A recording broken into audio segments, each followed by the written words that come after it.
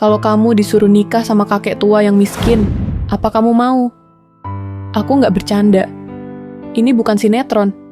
Ini kisah nyata hidupku. Dan lebih parahnya lagi, aku nggak bisa nolak. Karena nyawa ibuku pernah diselamatkan sama kakek itu. Namaku Anita, dan aku mau cerita sesuatu yang bahkan aku sendiri masih enggak percaya yang udah aku jalanin. Umurku sekarang 25 tahun. Banyak orang bilang aku cantik. Ada juga yang bilang aku bisa dapetin laki-laki manapun yang aku mau.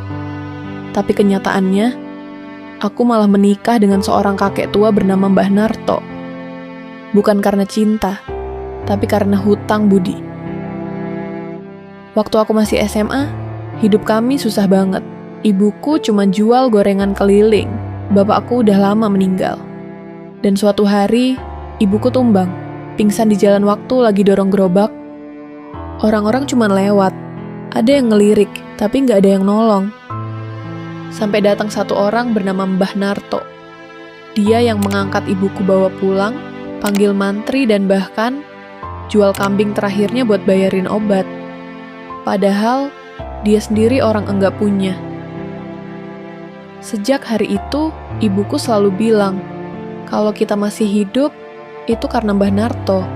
Waktu itu aku cuma diam, nggak ngerti maksud sebenarnya. Tapi aku nggak tahu, kalimat itu suatu hari akan mengubah hidupku sepenuhnya. Tahun-tahun berlalu, aku lulus SMA, mulai kerja serabutan di kota, bisa kirim uang buat ibu di kampung. Hidup kami nggak mewah tapi cukup. Sampai suatu hari, ibu manggil aku pulang. Katanya penting. Katanya ini soal masa depan. Aku pulang dengan pikiran kosong, tapi nggak ada yang nyangka. Hari itu jadi titik balik hidupku. Kami duduk di ruang tamu. Ibu diam cukup lama sebelum akhirnya ngomong, "Anita, ibu udah janji sama Mbah Narto. Kalau kamu sudah cukup umur, kamu akan jadi istrinya." Aku ketawa. Beneran, kupikir ibu lagi bercanda. Tapi mukanya serius, matanya berkaca-kaca. Ibu dulu gak punya siapa-siapa, nak. Kamu lihat sendiri. Kalau gak ada Mbah Narto, mungkin kamu udah yatim piatu waktu SMA. Mbah Narto itu gak minta apa-apa. Tapi ibu yang janji, dan ibu harus nepatin. Hatiku langsung panas. Kepala serasa meledak. Aku berdiri, marah. Teriak, "Bu, aku ini manusia, bukan alat bayar utang." Tapi ibu cuma nangis, dan aku gak sanggup lihat ibu kayak gitu. Aku masuk kamar, tutup pintu, dan malam itu aku nangis sepanjang malam. Aku merasa kayak gak punya pilihan. Beberapa hari kemudian, aku nyerah. Bukan karena aku setuju, tapi karena aku gak sanggup lihat ibu hancur sama janjinya sendiri. Dan disitulah, aku resmi jadi calon istri dari seorang kakek miskin yang bahkan dulu gak pernah aku lihat sebagai calon suami. Hari pernikahan itu, bahkan aku gak mau ingat. Gak ada pelaminan, gak ada tamu. Cuman beralaskan tikar di ruang tamu yang sempit.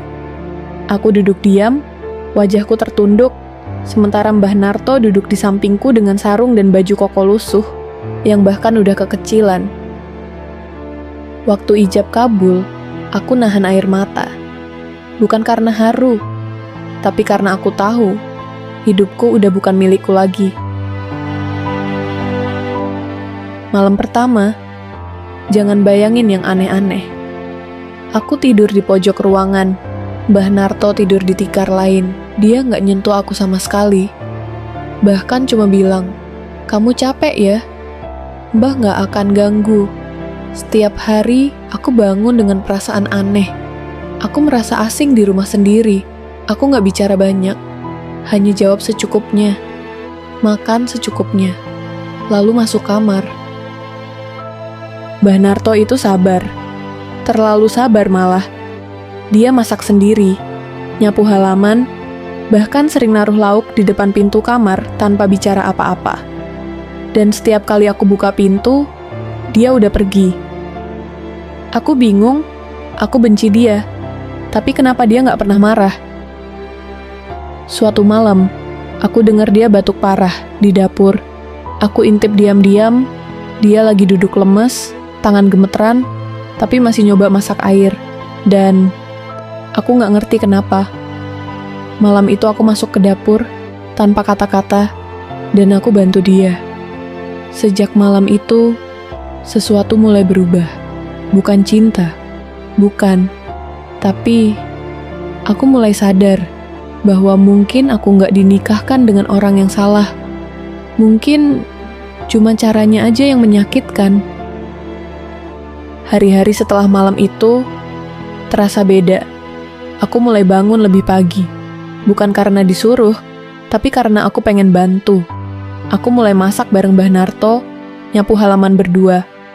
Kadang kami duduk diam di teras, minum teh, ngobrol hal-hal kecil, tentang hal-hal sederhana, tapi hangat.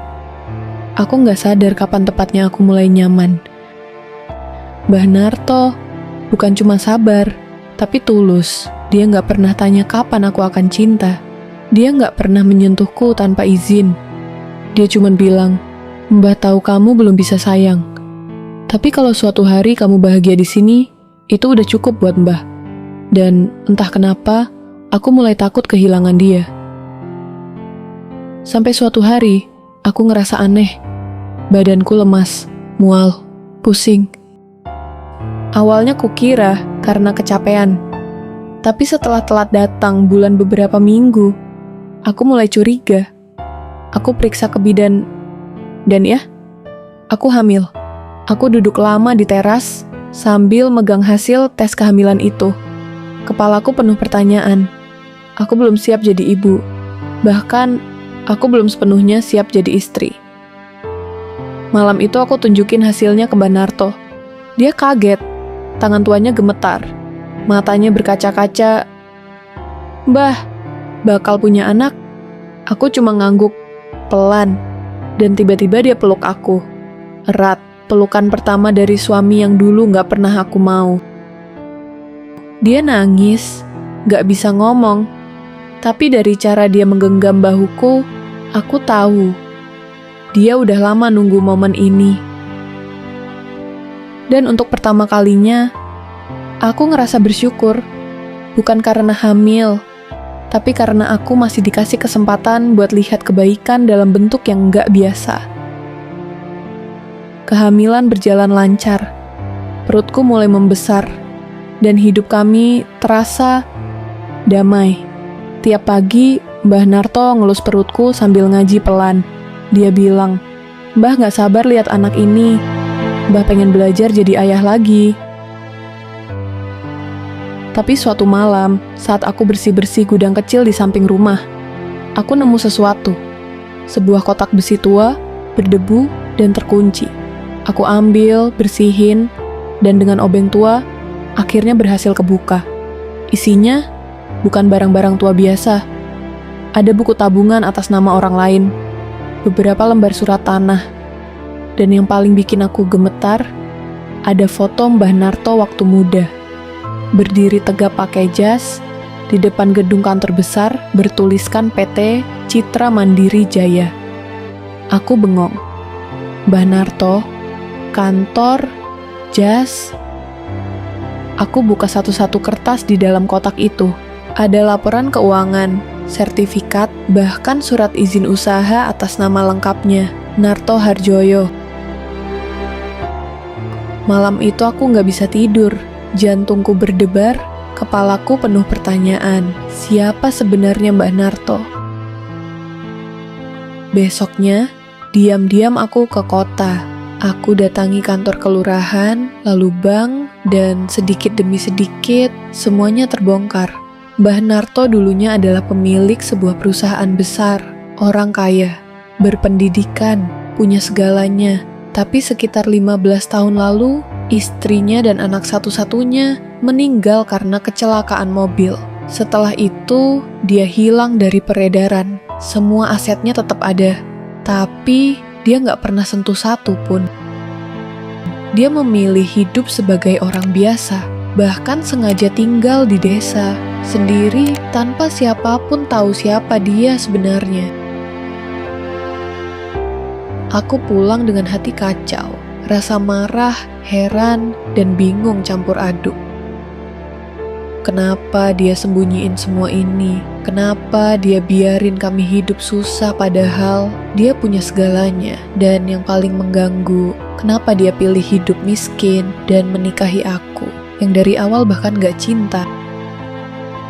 Malam itu aku duduk di depan Mbah Narto, tanganku gemetar, kotak besi itu aku taruh di meja.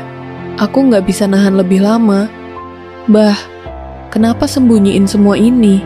Kenapa pura-pura miskin? Kenapa hidup susah padahal Mbah punya segalanya? Mbah Narto diam lama. Wajahnya tenang, tapi matanya berkaca-kaca. Karena Mbah gak butuh kekayaan lagi, Nduk. Dulu Mbah punya segalanya. Tapi pas istri dan anak Mbah meninggal, semuanya gak ada artinya. Mbah tinggalin semuanya. Mbah cuma pengen hidup tenang. Dan waktu Mbah nolong ibumu dulu, Mbah gak minta apa-apa, tapi ibumu sendiri yang janjiin kamu, dan Mbah sebenarnya gak pernah maksa. Suara Mbah mulai bergetar. Mbah pikir kamu bakal benci Mbah seumur hidup, tapi ternyata kamu sabar. Kamu mulai nerima Mbah apa adanya. Mbah takut kalau kamu tahu Mbah dulu orang kaya, kamu bakal berubah. Aku nangis, bukan karena kecewa, tapi karena aku sadar, semua yang aku rasain selama ini tulus. Dia gak pernah pamer, gak pernah bangga. Justru dia sembunyiin semuanya. Karena dia ingin dicintai bukan karena harta, tapi karena hatinya. Aku peluk dia malam itu. Untuk pertama kalinya, aku peluk suamiku, karena aku yang mau. Beberapa minggu kemudian, anak kami lahir, laki-laki, sehat. Kami kasih nama dia, Amal Narto Harjoyo. Dan setelah itu, Mbah mulai pelan-pelan cairkan hartanya, tapi bukan buat hidup mewah. Kami bangun pesantren kecil untuk anak-anak yatim dan duafa. Kami perbaiki jalan desa, bikin perpustakaan, bantu warga yang dulu juga pernah bantu kami. Dan aku akhirnya benar-benar jatuh cinta. Bukan karena masa lalunya, tapi karena kesabarannya. Karena dia mengajarkanku arti cinta sejati. Cinta yang tidak menuntut. Cinta yang lahir dari ikhlas. Dan cinta yang tumbuh dari rasa syukur. Terima kasih sudah mendengarkan kisahku sampai selesai. Aku tahu, cerita ini mungkin gak biasa. Tapi semoga ada pelajaran yang bisa teman-teman ambil.